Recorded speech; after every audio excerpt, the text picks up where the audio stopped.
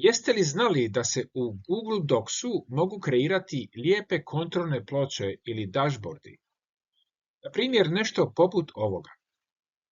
Takve kontrolne ploče mogu se koristiti u različite svrhe. Na primjer, možete napraviti svoj vlastiti profil u tvrtci. Kako je to moguće? U ovom videu upoznajte moć tablica u Google Docsu. Prvo promijenimo postavke stranice u bez stranica. Idemo na datoteka, postavljanje stranice bez stranica. Možemo promijeniti i boju pozadine u, na primjer, svjetlo-sivu i kliknemo u redu. Sada ubacimo jednu ćeliju tablice u dokument. Idemo na umetni, tablica i jedna ćelija. Sada rastegnemo ovu ćeliju lijevo, desno i dolje.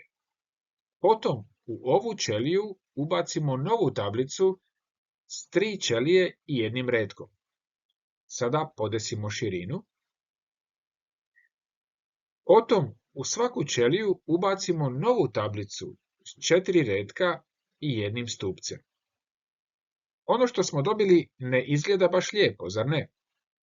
Ali sada sve to lijepo ušminkajmo. Želite li još ovakvih trikova? Pišite nam ili ostavite komentar.